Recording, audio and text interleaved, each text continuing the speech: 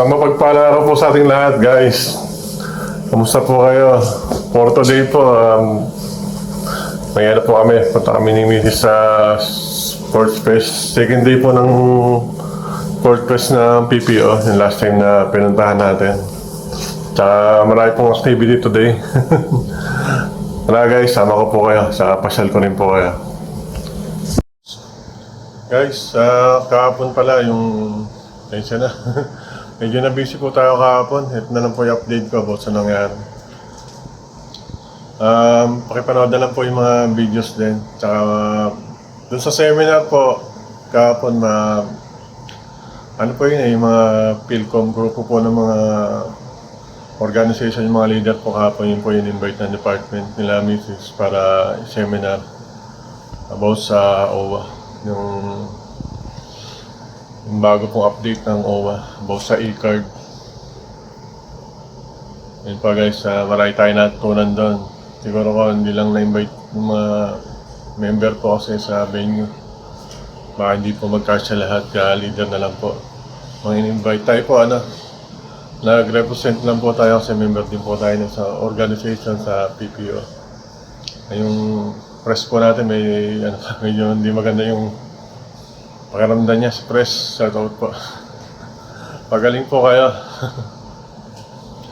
Yan po guys, kahapon sa seminar, na-video naman natin. Hindi lang po halos lahat kasi guys, rin po tayo na volunteer din tayo pag-ayos din po at pag-serve din sa venue kay Mrs. Ayun pa, nabigyan natin ibang details po doon. Pero may po sila sa December 6, yung OWA. So, December 5 and 6. Pupunta po sila dito sa bansa na ito, sa Kuwait po. Bali mag-seminar ulit sila about sa update nila about sa e-card, sa marami pa pong bagay. Doon pa ma-explain po nila kung may pagkakataon po kayo sa December 5 and 6. Kasama po nila si ambassadress po nila na si Ma'am Pia Worsbach, kung kilala niyo po siya. Paano po siya, Miss Universe po. Hindi ko lang po tanda kung anong taon po. Kasama po sila na OWA na pupunta dito. Ayan, yung tinuro sa amin siguro kahapon, pag nakapunta po kayo doon sa December, tuturo din po na ako sa inyo kung ano po yung mga update nila about sa department nila. Yan po guys, salamat po sa patuloy na suporta at panonood ng ating mga videos. Yung mga hindi pa po nakasubscribe, please subscribe po. Like and share. Thank you po.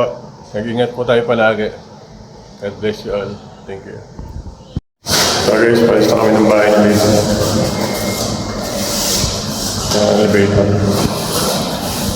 So guys, dito na po tayo sa meeting place ni Mrs. Dito sa may Sura po yung tawag dito Naganap yung mga activities ng departamento ng government natin sa building natin. Ayun po. Sa may Sura po. Ayan guys, yung building na yan. Nandiyan po sila Mrs. May training po sila.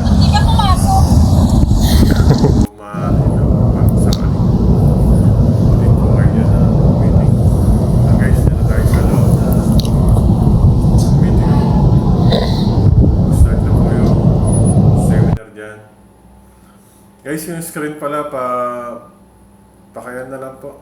Expand na lang kung hindi yung masyadong makita. Visuals ng e-card, acceptance of applications for work, yung kung may mga medical needs such as yung mga na hospitalized, pwede po mag-file ng application dito. And we will coordinate po those concerned regions. And also other welfare assistance. DSWD, kasama din po. So, ang kanila pong services ay information desk on program services. DSWD for OFWs and also psychosocial counseling. For SSS, inquiries and verification, acceptance of pensioner data change request, form acceptance of annual confirmation of pensioner compliance, and assistance on online services.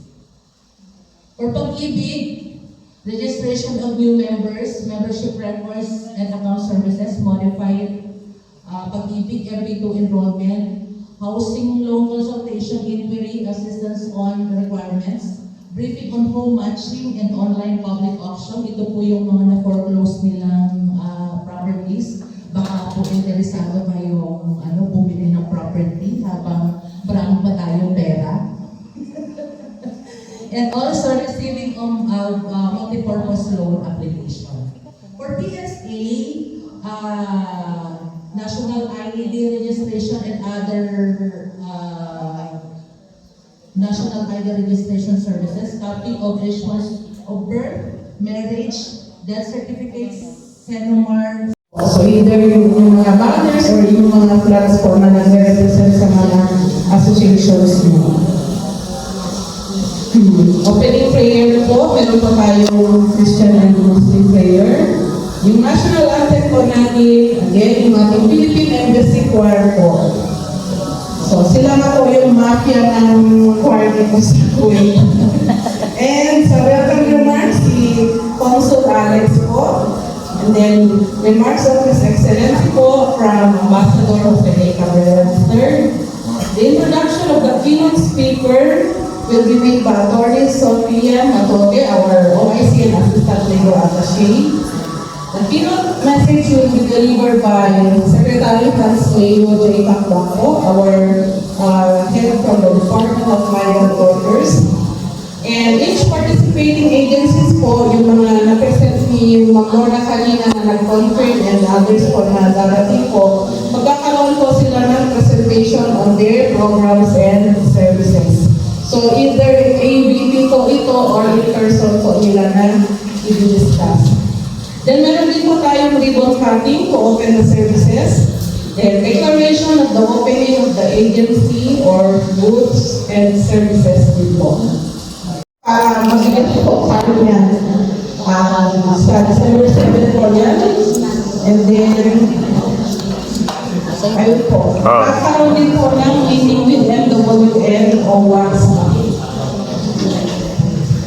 So yan po yung ating draft program. So yung mga tumatakbo po sa isip nyo ngayon, mamaya po i-raise natin, pagpabalikan natin ha, kapag. Ayan po. So, ang pinakamadami dyan, Hong Kong eh. Pero yung Kuwait, tingnan mo nga yung Kuwait kung updated mo. LBC pa lang. Yan nga, kaya nga nag-react kami eh. Ba't naman ganyan? Tagal-tagal na namin ibinigay sa inyo. Ayan po, Kuwait pa lang ang laman. Pero for Philippines, tingnan mo yung Philippines, meron ng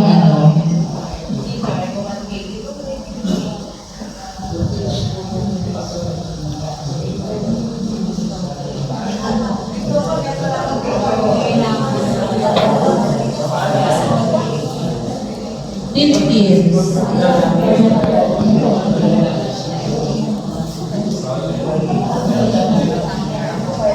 Ayan. Yan guys, Right. Mall of Asia. Maglalaro po kami ni Mrs. ng volleyball. Tsaka po basketball.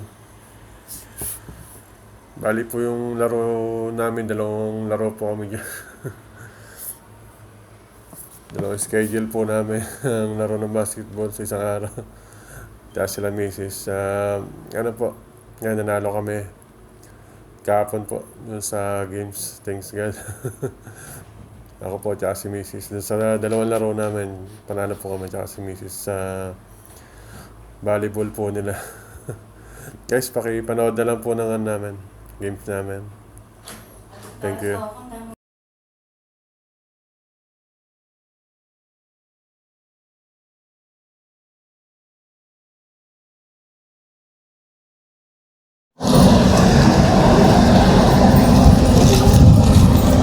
Tayo sa venue guys. May laro tayo. Banyo ako. Oh, galing!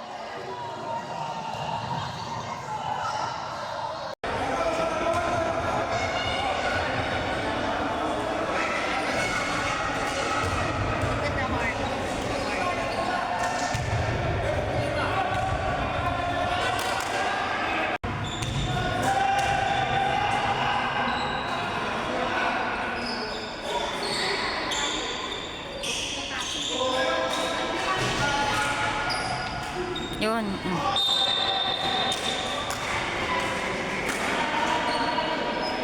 Mm.